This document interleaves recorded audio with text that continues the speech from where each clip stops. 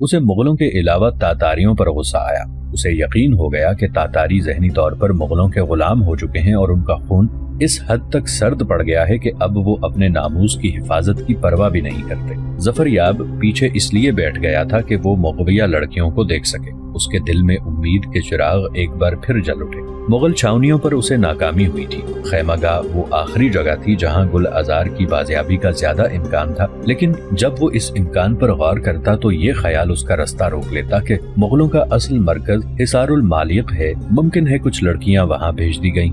انسان امید کے سہارے زندگی گزارتا ہے، پھر وہ اللہ کی ذات سے کیوں نا امید ہو جس نے اسے یہاں تک پہنچایا ہے، وہ اسے حصار المالیق تک بھی پہنچا سکتا ہے۔ ظفریاب نے اپنے دل کو تسلی دی۔ مغویہ لڑکیاں آنا شروع ہوئیں۔ جن مغلوں نے یہ لڑکیاں خریدی تھیں وہ لڑکیوں کے ساتھ تھے۔ لڑکیاں بہت خوش تھیں، ان کے چہرے مسرت سے کھلے ہوئے تھے۔ جب ان کے مالک خشمگی نظروں سے انہیں دیکھتے تو وہ خوفزدہ ہو کر نظریں نیچی کر لیتی تھی۔ مغلوں کو اس بات پر غصہ تھا کہ ان کا خریدا ہوا مال ان سے زبردستی چھینا جا رہا ہے۔ لڑکیوں کو انہوں نے رقم دے کر حاصل کیا تھا۔ انہیں اب تک یہ معلوم نہیں ہو سکا تھا کہ تیمور نے لڑکیوں کی قیمت واپس کرنے کا اعلان کیا ہے۔ الیاس خواجہ نے بھی تیمور کے اس اعلان پر کوئی توجہ نہیں دی تھی۔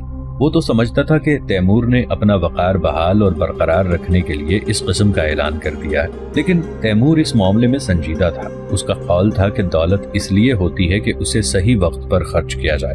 اس کے خیال میں دولت کے صرف کا یہی موقع تھا۔ وہ اپنے ساتھ سونے کے سکوں اور جواہرات کی تھیلیاں لایا تھا جو اس کے گھوڑے کی زین سے بندھی ہوئی تھی۔ بیک جگ کو اپنی سپہ سالاری کی فکر تھی۔ اس لوٹ مار میں اس کا سب سے بڑا ہاتھ تھا، اس لیے وہ چاہتا تھا کہ خان اعظم کو اس کی خبر نہ ہونے پائے، ورنہ ہو سکتا ہے کہ وہ ناراض ہو کر اسے اس عہدے سے دستبردار کر دے یا حصار المالیق واپس بلا لے۔ وہ رات بھر اپنے خاص دستے لے کر ان کے ساتھ خیمہ گاہ میں گھومتا رہا اور ایک ایک خیمے کے سامنے جا کر اعلان کراتا رہا کہ اگر کسی مغل نے تاتاری لڑکی کی واپسی سے انکار کیا یا اسے پوشیدہ رکھنے کی کوشش کی تو اسے خان اعظم کا باغی تصور کیا جائے گا اور باغی کی سزا کم از کم موت ہے۔ اس کی اس دھمکی کا خاطر خواہ اثر ہوا اور صبح ہوتے ہی کنیزیں خریدنے والے اپنی اپنی کنیزوں کو ساتھ لے کر سامنے والے میدان میں جمع ہو گئے۔ الیاس خواجہ نے اعلان کیا، تاتاری لڑکیوں کو ایک ایک کر کے حاضر کیا جائے۔ الیاس خواجہ کا اعلان بیک جگ کے ذریعے اعلانچی تک پہنچا اور اعلانچی نے میدان میں جا کر لوگوں کو آگاہ کر دیا۔ ایک تنومند مغل ایک تاتاری لڑکی کو ساتھ لے کر دربار کے فرش تک پہنچا۔ اس نے تیمور کو قہر بھری نظروں سے دیکھا اور حقارت بھری آواز میں بولا، میں اس کنیز کو چھوٹے خان کے حکم پر قربان کرتا ہوں۔ اور اس نے ہاتھ پکڑ کر ایک جھٹکے سے لڑکی کو ایک طرف دھکیل دیا۔ ذرا ٹھہرو مغل لشکری، تیمور نے واپس جاتے مغل کو آواز دی۔ اس کے قدم رک گئے اور اس نے پلٹ کر تیمور کو دیکھا۔ اور کیا چاہیے؟ میں نے صرف یہی ایک لڑکی خریدی تھی، اس نے دانت پیستے ہوئے کہا۔ مغل برادر، تم نے اس کی کیا قیمت ادا کی تھی؟ تیمور قدم بڑھا کر اس کے قریب پہنچ گیا۔ کیا تم قیمت واپس کرو گے؟ مغل اسے گھورنے لگا۔ ہاں برادر، تیمور نے بڑی نرمی سے جواب دیا۔ مال واپس لیا جائے تو قیمت بھی واپس کی جاتی ہے۔ لشکری نے تیمور کو عجیب نظروں سے دیکھا، پھر وہ رقم بتائی جو اس نے نیلامی کے وقت ادا کی تھی۔ تیمور نے ظفریاب کو اپنے پاس بلایا اور اس کے کان میں کچھ کہا۔ ظفریاب تیمور کے گھوڑے کی طرف چلا جو دربار کے قریب ہی بندھا ہوا تھا۔ مغل برادر، تیمور نے اسے رکنے کے لیے کہا، تمہارے کہنے کے مطابق میں تمہیں قیمت واپس کر رہا ہوں، لیکن اگر تم چاہو تو میں تمہیں وہ رقم بھی دے سکتا ہوں جو تم نے اب تک اس کے کھانے پر خرچ کی ہے۔ مغل کو پہلے تو تعجب ہوا، پھر شاید اس کی رگ پھڑک گئی۔ ترشی سے بولا، نہیں، مجھے بھیک نہیں چاہیے۔ ظفریاب تھیلیاں لے کر واپس آ گیا۔ تیمور کے بتانے پر اس نے مطلوبہ رقم مغل کو گن کر دی۔ آزاد ہونے والی لڑکی کی آنکھوں میں خوشی کے آنسو آ گئے۔ مغل واپس جانے لگا تو تیمور نے اسے پھر روکا۔ برادر، تیمور نے ایک جگمگاتا ہیرا اس کی طرف بڑھاتے ہوئے کہا، یہ ہیرا میں تمہاری نظر کرتا ہوں۔ مغل کا منہ حیرت سے کھل گیا۔ ہیرے کی چمک دمک دیکھ کر اس کے منہ میں پانی بھر آیا۔ لے لو برادر، یہ بھیک نہیں، ایک بھائی کا دوسرے بھائی کو تحفہ ہے۔ مغل نے تیمور کے ہاتھ سے ہیرا اچک لیا، پھر تیز قدموں سے واپس ہوا۔ اسے ڈر تھا کہ کہیں الیاس ہیرے پر اپنا حق جتا کر اسے اس سے لے نہ لے یا پھر حکومت کا حصہ نہ طلب کر لے۔ مغلوں کو لوٹ مار کا حصہ حکومت کے خزانے میں جمع کرانا پڑتا تھا۔ الیاس خواجہ یہ تماشا دلچسپی سے دیکھ رہا تھا۔ ہیرے کی چمک نے اس کی آنکھیں بھی خیرہ کر دی تھی۔ وہ اپنی جگہ سے اٹھ کر بیک جگ کے ساتھ تیمور کے پاس آ کھڑا ہوا۔ تاتاری لڑکیاں اپنے آقاؤں کے ساتھ آتی رہیں۔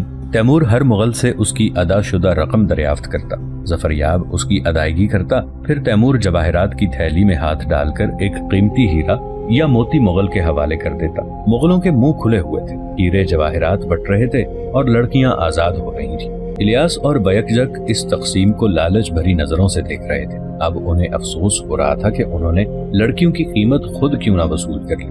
جب کوئی نئی لڑکی آتی تو تیمور کی نظر ظفریاب کے چہرے پر جاتی، لیکن اس کی افسردگی ہر نئی لڑکی کی آمد پر اور بڑھ جاتی۔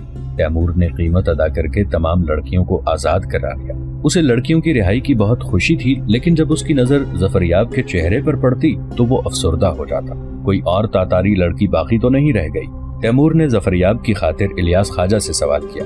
الیاس خواجہ نے بیک جک کی طرف دیکھا اور اس نے جواب دیا، نہیں، اب کوئی تاتاری لڑکی خیمہ گاہ میں موجود نہیں۔ میں نے حکم دے دیا تھا کہ اگر کسی مغل نے کسی تاتاری لڑکی کو چھپانے کی کوشش کی تو اس کا سر قلم کر دیا جائے گا۔ کس میں ہمت ہے کہ وہ میرے حکم کی تعمیل نہ کرے؟ تیمور نے ظفریاب کو دیکھا۔ ظفریاب کیا کہتا، صرف سرد آہ بھر کے رہ گیا۔ ظفریاب، ہماری کوششیں جاری رہیں گی۔ تیمور نے الیاس خواجہ اور بیک جک کی موجودگی کی وجہ سے بند بند الفاظ میں اسے تسلی دی۔ تم ان لڑکیوں کو لے جاؤ اور ان کے لیے سواری کا انتظام کرو۔ ظفریاب نے وہ تھیلیاں جو ابھی تک کھلی بھی نہ تھیں تیمور کے اشارے پر فرش پر رکھ دی اور سر جھکائے ہوئے لڑکیوں کی طرف چلا گیا۔ تیمور نے وہ تھیلیاں وہیں پڑی رہنے دی اور الیاس خواجہ کے ساتھ نشست گاہ پر واپس آ گیا، مگر وہ چپ تھا۔ سردار تیمور، الیاس خواجہ نے اسے افسردہ دیکھ کر پوچھا، تم کچھ فکر مند ہو؟ کیا تمہیں تاتاری لڑکیوں کی رہائی کی خوشی نہیں ہوئی؟ کیوں نہیں شہزادہ معظم؟ تیمور نے فکر مند چہرہ اوپر اٹھایا۔ مجھے بہت خوشی ہے، لیکن ابھی کچھ تاتاری لڑکیاں مغلوں کی قید میں ہیں، ان کی تلاش ضروری ہے اور مجھے تلاش جاری رکھنا پڑے گی۔ الیاس خواجہ کو طیش آ گیا، تم ہم پر بددیانتی کا الزام لگا رہے ہو؟ ہم نے تمام لڑکیاں واپس کر کے اپنا وعدہ پورا کر دیا ہے، تمہیں یہ حق نہیں دے سکتے کہ تم ہماری نیت پر شبہ کرو۔ ہرگز نہیں شہزادہ عالی مقام۔ تیمور نے فوراً بات کو سنبھالا، آپ پر شبہ کرنا خود اپنے اوپر شبہ کرنے کے مترادف ہے۔ ممکن ہے کہ وہ لڑکیاں آپ کے علم میں ہوں اور آپ کو یہ بھی معلوم نہ ہو کہ وہ اس وقت کہاں اور کس کی قید میں ہیں۔ تیمور، مجھے معلوم ہوتا ہے کہ تمہیں مجھ پر شبہ ہے۔ بیک جک نے جھلا کر دخل دیا، لڑکیوں کی بازیابی کی ذمہ داری شہزادے نے میرے سپرد کی تھی، میں اس الزام کو برداشت نہیں کر سکتا۔ میں تمہارا شک اس طرح دور کر سکتا ہوں کہ تمہیں مغلوں کے ہر خیمے میں لے چلو اور تم ہر خیمے میں جھانک کر اپنا اطمینان کر لو۔ مجھے افسوس ہے کہ میرے الفاظ سے آپ کے وقار کو صدمہ پہنچا، میں اس کے لیے معذرت بھی کر سکتا ہوں۔ تیمور نے معاملے کو سنبھالنے کے لیے لچک پیدا کی۔ میرے کہنے کا مقصد یہ تھا کہ ممکن ہے کہ کچھ لڑکیوں کو اغوا کر کے خیمہ گاہ کی بجائے براہ راست آپ کے صدر مقام حصار المالیق پہنچا دیا گیا ہو، جس کا آپ کو علم نہ ہو۔ تیمور کی یہ بات واقعی قابل غور تھی، حالانکہ اس نے تو یہ بات محض اپنی صفائی میں کہی تھی۔ الیاس خواجہ اور بیک جک کے پاس اس کا معقول جواب نہیں تھا۔ آخر کچھ سوچ کے الیاس خواجہ نے کہا، تیمور، بظاہر یہ بات ناممکن معلوم ہوتی ہے۔ ملک تاتار میں مقیم کسی مغل کو یہ اجازت نہیں کہ وہ حصار المالیق سے براہ راست کوئی رابطہ قائم کرے، وہ تو بغیر اجازت حصار المالیق کا سفر اختیار نہیں کر سکتے۔ پھر بھی ہم تمہیں یقین دلاتے ہیں، اگر کوئی لڑکی یا لڑکیاں حصار المالیق پہنچائی گئی ہیں تو وہ تمہیں واپس کر دی جائیں گی۔ ہاں، یہ بات بالکل ٹھیک ہے، بیک جک نے لقمہ دیا، یہ ذمہ داری بھی میں قبول کرتا ہوں۔ تیمور، تم ہمیں ان لڑکیوں کے نام اور گھر کے پتے لکھ کر دو جو غائب ہیں، میں خود حصار المالیق جا کر واپس لاؤں گا۔ میں لڑکیوں کی تعداد اور نام تو فی الحال نہیں بتا سکتا، لیکن ان کی مکمل فہرست بہت جلد آپ کو مہیا کر دی جائے گی، تیمور نے ٹالنے کے لیے کہا۔ لیکن ایک لڑکی کے بارے میں یقین سے کہہ سکتا ہوں کہ وہ اب تک برآمد نہیں ہو سکی، وہ میرے شہر سبز کی رہنے والی ہے، اسے عین شادی کے دن اغوا کیا گیا تھا، اس کا نام گل ازار ہے اور اس کا شوہر کا نام ظفریاب ہے۔ گل ازار، یہ نام الیاس خواجہ اور بیک جک کے منہ سے ایک ساتھ نکلا، پھر وہ ایک دوسرے کو حیرت سے دیکھنے لگے۔ یہ نام ان کے لیے نیا نہ تھا، اس نام کی تو مغلوں میں داستانیں بن گئی تھیں۔ تیمور کو انہیں حیرت زدہ دیکھ کر پہلے تعجب ہوا، پھر غصہ آیا۔ صاف ظاہر تھا کہ وہ گل ازار سے واقف ہیں، یا کم از کم انہوں نے یہ نام پہلے بھی سنا ہے۔ اس نے موقع کی نزاکت کے تحت غصے کو دبایا اور نرمی سے بولا، کیا آپ گل ازار کو جانتے ہیں؟ کہاں ہے وہ اس وقت؟ بیک جک نے نظریں چڑھائیں۔ الیاس خواجہ نے بڑی افسردگی سے جواب دیا، تیمور، ہمیں افسوس ہے، گل ازار تمہیں نہیں مل سکتی۔ وہ زندہ تو ہے شہزادہ محترم۔ تیمور کو شبہ ہوا کہ کہیں اسے قتل تو نہیں کر دیا گیا۔ ہاں، زندہ ہے تیمور، اس کی طرف کوئی آنکھ اٹھا کر بھی نہیں دیکھ سکتا۔ یہ بات میرے لیے بڑی طمانیت کا باعث ہے۔ تیمور نے اطمینان کا سانس لیا۔ آپ کی بات سے یہ بھی ظاہر ہوا کہ گل ازار کسی مضبوط اور محفوظ ہستی کی تحویل میں ہے، لیکن شہزادے، آپ یہ تو غور فرمائیں کہ اس دلہن کے دل کا کیا حال ہوگا جسے اس کے نقاب اٹھنے سے پہلے اغوا کر لیا گیا۔ उसे कितने ही आराम में रखा गया हो या उसकी इशरत का कोई भी सामान मुहैया किया गया हो, वो कैसे खुश रह सकती है? क्या अपने अजीज़ो अकारिब और वो शौहर उसे याद नहीं आता होगा जिसकी दीद का तसव्वुर लिए वो खुजलाए उरूसी में बैठी थी? उसके हाले ज़ार पर आपने गौर नहीं किया? ज़फ़रयाब, जिसे मैंने अभी लड़कियों के साथ भेजा है, गुल अज़रा का खामिद है। वो इतने दिनों से मेरे साथ ये उम्मीद लिए मारा मारा फिर रहा है कि एक दिन उसकी बीवी उसे मिल जाएगी। उसकी बेचैन तन्हाइयों और करबनाक जिंदगी का आप तसव्वुर नहीं कर सकते। उसके उदास चेहरे को वही चोट सी लगती है। बस करो तैमूर, इलियास ख्वाजा ने उसे टोका। हमें तुम्हारी बात का यकीन भी है और गुल अज़ार के शौहर के साथ हमदर्दी भी, लेकिन हम मजबूर हैं। गुल अज़ार को वापस नहीं किया जा सकता। जिसकी तहवील में वो है उससे वापस लेना मुश्किल नहीं बल्कि नामुमकिन है। तो मेरा ये ख्याल है कि गुल अज़ार को खाने आज़म के पास भेज दिया गया है। तैमूर ने अपने शुबे की तस्दीक के लिए कहा, अगर ऐसा हुआ है तो आप फिक्र न करें, मैं खुद हिसारुल मालिक जाकर खाने आज़म से गुल अज़ार की वापसी की दरखास्त करूंगा। ऐसा भी नहीं है तैमूर, इलियास ख्वाजा ने उसके शुबे की तरदीद की। गुल अज़ार इसी खैमागाह में मौजूद है, लेकिन हम उसे किसी कीमत पर हासिल नहीं कर सकते। मोअज़्ज़िज़ शहजादे, तैमूर ने एक नई पेशकश की तरफ इशारा किया। दौलत वो ताकत है जिसके जोर से पहाड़ भी अपनी जगह छोड़ देते हैं। आप उस अमीर को मेरे पास बुलवाइए जिसने गुल अज़ार को खरीदा है। मैं उसे मुंह मांगी कीमत अदा करूंगा। सामने पड़ी हुई तमाम तर दौलत की थैलियां मैं उसे पेश करूंगा। उम्मीद है वो इनकार नहीं कर सकेगा। इलियास ख्वाजा मुस्कुराया। उसके साथ ही बैक-जक का बेढंगा कहकहा बुलंद हुआ। तैमूर, तुम गलती पर हो। हर मुगल लालची या तमा का बंदा नहीं होता। गुल अज़ार खाने आज़म की बहन और मेरी फूफी खानी जान के घर में है, और उस घर में मैं तो क्या, खाने आज़म भी उनकी इजाज़त के बगैर दाखिल नहीं हो सकता। वो हमारी मुअज़्ज़िज़ तरीन बुजुर्ग हस्ती हैं। उन्होंने मुझे दूध पिलाया है और बच्चे की तरह परवरिश की है। उन्होंने गुल अज़ार को आंख की पुतली बना रखा है। मैं पुतली को आंख से जुदा करने का तसव्वुर भी नहीं कर सकता। गुल अज़ार के लिए कोई बात ना करो तैमूर, हम बिल्कुल मजबूर हैं। अगर तमाम दुनिया के लश्कर इकट्ठा होकर गुल अज़ार को हासिल करने की कोशिश करें तो भी उन्हें नाकामी होगी। मुगलों का बच्चा बच्चा खानीमा के लिए अपनी जान कुर्बान कर देगा। खानीमा, तैमूर ने ज़ेरे लब दोहराया। शहजादा मौज़म, जहाँ तक मेरा ख्याल है, बुजुर्ग खातून खानीमा के सीने में एक शफीक और मेहरबान औरत का दिल है। इलियास ख्वाजा चौंक पड़ा। तुम खानीमा को जानते हो तैमूर? फिर उसकी नजरें तैमूर से हटकर बैक-जक के चेहरे पर पहुंच गईं। उसने सोचा शायद उसने खानीमा के बारे में तैमूर को बताया हो। हाँ शहजादे इलियास ख्वाजा, तैमूर ने एतराफ किया। मैं खानीमा को जानता हूँ और मुझे ये भी मालूम है कि उनके दिल में तातारियों के लिए हमदर्दी और मोहब्बत के जज्बात हैं। लेकिन तुम्हें ये कैसे मालूम हुआ? किसने बताया तुमको? इलियास ख्वाजा फिर बैक-जक को तेज नजरों से घूरने लगा। बैक-जक गालिबन इलियास ख्वाजा की नजरों का मतलब न समझ सका। वो खामोश रहा और इलियास ख्वाजा से नजरें मिलाने की बजाय तैमूर की तरफ देखने लगा। कल रात मेरी बीवी को खानीमा से मुलाकात का शरफ हासिल हुआ था, तैमूर ने इंकिशाफ किया। मेरी बीवी का बयान है कि खानीमा जिस कदर बुजुर्ग और बाअज़मत हैं, इसी कदर मेहरबान और शफीक भी हैं। यही नहीं बल्कि खानीमा गुल अज़ार के शौहर ज़फ़रयाब को भी जानती हैं। इलियास ख्वाजा को तैमूर के पहले जुमले से कुछ इत्मीनान हुआ, लेकिन आखिरी बात ने उसे फिर उलझन में डाल दिया। तुम्हें ये कैसे यकीन है कि खानीमा गुल अज़ार के शौहर को जानती है? इलियास ख्वाजा ने उससे पूछा। यकीन करने की ये वजह है कि खानीमा ने मेरी बीवी से ज़फ़रयाब का नाम लेकर पूछा है कि वो कहाँ है। इसका मतलब है कि खानीमा ये भी जानती हैं कि गुल अज़ार को तुम्हारे शहर से अगवा किया गया है। इस बात का भी कवी इम्कान है शहजादे, तैमूर ने कहना शुरू किया। गुल अज़ार उनके पास मौजूद है। मुमकिन है कि उसने खानीमा को अपनी दर्द भरी कहानी सुनाई हो। इलियास ख्वाजा ने अपना बड़ा सा सर और चौड़े शाने हिलाते हुए कई बार कहा। हर बात मुमकिन और हर इम्कान मौजूद है, लेकिन ये बात नामुमकिन है कि खानीमा गुल को अपने से जुदा करें। उन्होंने उसे बेटी बना लिया है। माँ अपनी बेटी को किस तरह छोड़ सकती है?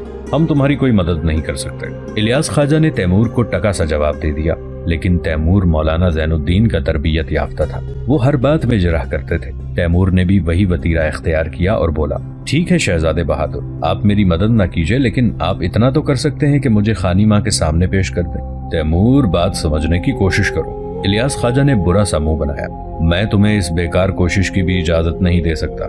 मैं खानीमा की नजरों से गिरना नहीं चाहता। शहजादे आली मकाम, तैमूर ने फिर अपनी बात पर जोर दिया। कोशिश कामयाबी का पहला जीना है, मुझे इसकी इजाजत होना चाहिए। इलियास ख्वाजा अजीब मखमसे में फंस गया।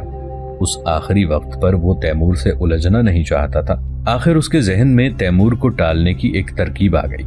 उसने कहा, हम खानीमा के पास तुम्हारी दरखास्त भेजेंगे। अगर उन्होंने इजाजत दे दी तो आज शाम या कल तुम्हें उनके सामने पेश कर दिया जाएगा। تیمور شکریہ ادا کر کے فوراً اٹھ کھڑا ہوا۔ وہ جب اپنے خیمے میں پہنچا تو اس نے دیکھا کہ اس کے سوار گھوڑوں پر زینے کس رہے ہیں۔ اس نے کہا، زینے کھول دی جائیں، ہم آج رات یا کل اسی وقت کوچ کریں گے۔ تیمور کے سوار حیرت سے اس کا منہ دیکھنے لگے، مگر کسی نے پوچھنے کی کوشش نہ کی۔ انہیں پوچھنے کی ضرورت بھی نہیں تھی، انہیں تیمور پر پورا اعتماد تھا۔ انہیں معلوم تھا کہ ان کا سردار جو قدم اٹھاتا ہے اس میں کوئی نہ کوئی مصلحت ضرور پوشیدہ ہوتی ہے۔ الجائی خاتون نے بھی اس سے تاخیر کی وجہ نہ پوچھی۔ وہ تاتاری لڑکیوں کے رہا ہو جانے سے اس قدر خوش تھی کہ پھولے نہیں سماتی تھی۔ لڑکیوں کی سواری کے لیے الیاس خواجہ نے گھوڑے بھجوا دیے تھے۔ الجائی خاتون لڑکیوں کے پاس بیٹھ کر ان سے شام تک ہنستی بولتی رہی۔ ایک دو بار تیمور کا سامنا بھی ہوا، لیکن وہ باہر کے معاملات میں زیادہ دلچسپی نہیں لیا کرتی تھی، اور جب تک تیمور اس سے خود بات نہ کرتا وہ خامخواہ سے کریدتی نہیں تھی۔ اس نے یہ ضرور محسوس کیا تھا کہ تیمور آج معمول سے کچھ زیادہ ہی خاموش ہے، پھر بھی اس نے کچھ پوچھنا مناسب نہ سمجھا۔ رات ہو گئی، خیموں میں چراغ روشن کر دیے گئے۔ الجائی خاتون لڑکیوں کے پاس سے اٹھ کر اپنے خیمے میں آ گئی۔ لڑکیوں کی رہائش کے لیے مزید خیمے آ گئے تھے، وہ اپنے خیموں میں چلی گئیں۔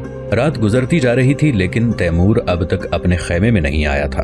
الجائی کو پریشانی اور خطرے کا احساس ہوا۔ مغلوں نے اگرچہ لڑکیاں آزاد کر دی تھیں، لیکن یہ لوگ اب تک مغل خیمہ گاہ میں تھے اور کسی بھی وقت کوئی حادثہ پیش آ سکتا تھا۔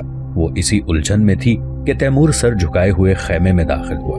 وہ خاموشی سے ایک طرف بیٹھ گیا۔ الجائی اس کا اسلحہ اتارنے کے لیے آگے بڑھی۔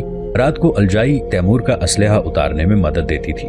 ابھی رہنے دو خاتون آغا۔ تیمور نے نظریں اٹھا کر الجائی کو دیکھا۔ ہو سکتا ہے کہ ہمیں جنگ کرنا پڑے۔ اتنا سننا تھا کہ الجائی خاتون نے تیزی سے بڑھ کر اپنی چھوٹی تلوار اٹھا لی، خنجر کمر سے لگایا اور ننھے جہانگیر کے سرہانے جا کر بیٹھ گئی۔ گھوڑے تیار ہیں ہمارے؟ الجائی نے پوچھا۔ ہاں، سواروں کو بھی تیار رہنے کا حکم دے دیا ہے۔ تیمور اٹھ کر خیمے کے دروازے تک گیا۔ باہر جھانک کر دیکھا، اس کے سوار اپنی پوری تیاری کے ساتھ اپنے اپنے گھوڑوں کے قریب کھڑے تھے۔ جلتے ہوئے الاؤ کی روشنی میں اس وقت ان کی صورتیں خوفناک اور پراسرار دکھائی دے رہی تھیں۔ گل ازار خیمے میں موجود ہے۔ تیمور واپس آ کر اپنی جگہ بیٹھ گیا۔ ظفریاب کی دلہن گل ازار؟ الجائی نے اسے حیرت سے دیکھا۔ ہاں خاتون آغا۔ تیمور کھڑا ہو کر ٹہلنے لگا۔ تم خانی ماں سے ملی تھی؟ گل ازار ان کے پاس ہے۔ الیاس خواجہ نے اس کی واپسی سے صاف انکار کر دیا ہے۔ الجائی حیرت سے تیمور کا منہ دیکھنے لگی، پھر کچھ سوچتے ہوئے بولی، یہ بات درست معلوم ہوتی ہے۔ خانی ماں نے مجھ سے ظفریاب کے بارے میں پوچھا تھا۔ میں نے پوچھنا چاہا، لیکن ان کے اصرار پر میں نے گل ازار کے اغوا کی تفصیل بیان کر دی، مگر وہ ایک دم چپ ہو گئیں۔ پھر آخر تک مجھ سے کوئی بات نہیں کی۔ ان کے جاتے وقت میں نے سلام کے لیے بھی گئی، لیکن انہوں نے کوئی توجہ نہیں دی۔ تیمور اپنے خیالات میں گم تھا۔ اس نے شاید الجائی کی باتیں سنی ہی نہیں۔ الجائی بھی اس کے خیالات کا سلسلہ نہیں توڑنا چاہتی تھی اور چپ ہو گئی۔ وہ رات خانی ماں کے گھر میں بھی کچھ عجب سے گزری۔ خانی ماں نے بھی حکم دیا کہ ان کے کمرے میں کوئی نہ آئے۔ گل ازار اپنے کمرے میں منہ لپیٹ کے پڑی رہی۔ اسے امید تھی کہ دعوت سے واپسی پر خانی ماں اسے کچھ بتائیں گی، لیکن انہوں نے یہ حکم دے کر گل ازار کا داخلہ بھی بند کر دیا۔ بڑی رات گئے، گل ازار پر نیند کا غلبہ ہوا اور اس کی پلکیں جھپکنے لگیں۔ اس وقت اسے باہر کچھ کھٹکا محسوس ہوا اور وہ اٹھ کر بیٹھ گئی۔ اس کی نظر خانی ماں کے کمرے پر پڑی تو یہ دیکھ کر حیران رہ گئی کہ ان کے پاس وہ الیاس خواجہ خان بیٹھا ہوا آہستہ آہستہ باتیں کر رہا تھا۔ خانی ماں اور الیاس خواجہ میں تقریباً 1 گھنٹے تک بڑے رازدارانہ انداز میں گفتگو ہوتی رہی۔ پھر الیاس باہر چلا گیا اور خانی ماں کے کمرے میں خاموشی چھا گئی۔ گل ازار بھی بستر پر لیٹ گئی اور قسمت کی ستم ظریفیوں پر غور کرتے کرتے نیند کی آغوش میں پہنچ گئی۔ تیمور کے محافظ رات بھر اپنے خیموں کے گرد پہرا دیتے رہے۔ باقی سوار بھی اسلحہ لگائے جاگتے رہے اور الجائی نے بھی رات آنکھوں میں کاٹ دی۔ تیمور نے 1-2 بار خیمے سے نکل کر مغل خیمہ گاہ کی طرف نظریں دوڑائیں، مگر اندھیرے میں کچھ نظر نہ آیا۔ اسے یہ ضرور محسوس ہوا جیسے خیمہ گاہ میں لوگ چل پھر رہے ہیں، حالانکہ گزشتہ رات وہاں مکمل خاموشی تھی۔ اس غیر معمولی بات نے اسے چوکنا کر دیا تھا، لیکن صبح تک کوئی حادثہ پیش نہ آیا۔ رات تو خیریت سے گزر گئی، لیکن تیمور پریشان تھا کہ الیاس خواجہ کی طرف سے اب تک کوئی جواب نہیں آیا۔ اگر خانی ماں نے ملاقات سے انکار کر دیا تھا تو یہ خبر اسے رات ہی مل جانی چاہیے تھی، لیکن اب تو اجالا ہو گیا تھا اور سورج نکلنے والا تھا۔ تیمور انہی خیالات میں غرق تھا کہ اسے خیمے کے باہر کسی موجودگی کا احساس ہوا۔ وہ جلدی سے باہر نکلا۔ اس کا غلام دروازے پر کھڑا تھا، شاید تیمور کو آواز دینے والا تھا۔ سردار محترم، مغل شہزادہ آ رہا ہے، اور غلام نے مغل خیمہ گاہ کی طرف اشارہ کیا۔ تیمور اس طرف دیکھنے لگا۔ غلام کی آواز اس کے کانوں میں آئی۔ مغل شہزادے نے اطلاع بھیجی ہے کہ وہ آپ سے اسی وقت ملاقات کرنا چاہتا ہے۔ بہت ضروری گفتگو کرنا ہے۔ تیمور کا دماغ معاف ہونے لگا۔ شہزادے کو کیا ضروری گفتگو کرنا ہے؟ وہ خود یہاں کیوں آ رہا ہے؟ وہ اسے دربار میں بھی بلا سکتا تھا۔